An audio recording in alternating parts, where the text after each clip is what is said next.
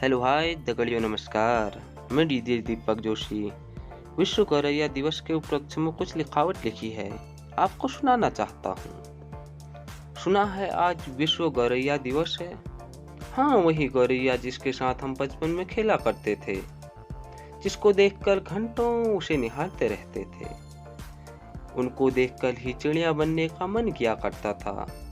हम भी सोचते थे उन्हीं की तरह खुले आसमान में हम भी उड़ चढ़ें, और उनकी ही तरह चू चू की आवाज कितनी प्यारी लगती थी। ऐसा लगता था पूरी दुनिया का प्यार इनकी आवाज में ही है। कोई म्यूजिक का भंडार है जैसे, जहाँ म्यूजिक बजता रहता है और हमारा मन उनको सुन के शांत रहता है। उनका हमारे पुराने मकान के मुख्य दरवाजे के ऊपर बना हुआ मकान कितना अच्छा लगता था। जब उनके बच्चे होते थे तो ऐसा लगता था कि हमारे घर में खुशी और बढ़ गई है। और एक बार जब मैं दरवाजे पर बैठा था, छोटी सी चिड़िया बाहर निकली और मेरे ऊपर सुसु कर चली गई। आंगन में बैठे मेरे घर के सभी सदस्य जोर जोर से हंसने लगे। लेकिन यही मार्च अप्रैल के दिन थे।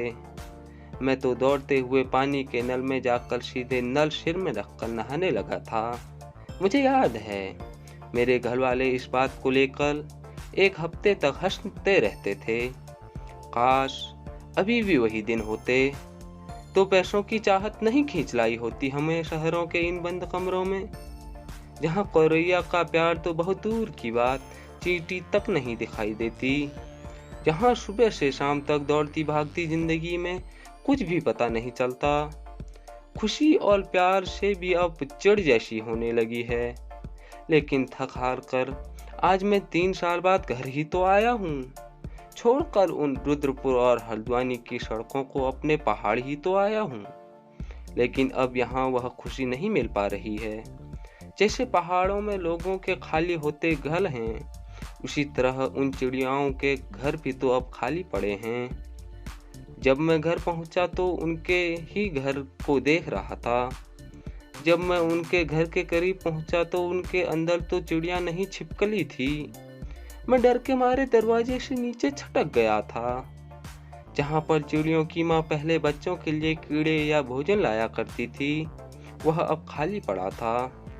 उस क्षेत्र में मैं भी उदास उदास सा महसूस करने लगा था, जैसे मानो सब कुछ उजड़ गया हो।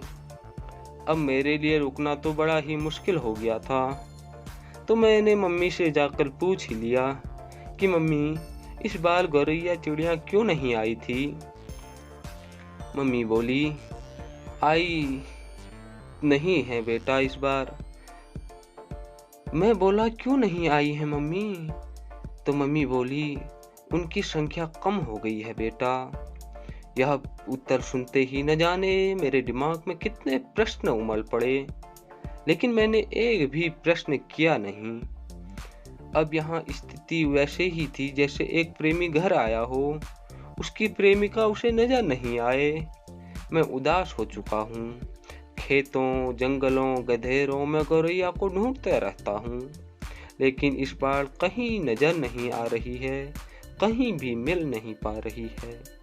उम्मीद करता हूँ वह एक दिन फिर वापस आएगी, वह अपना मकान फिर यहीं लगाएगी।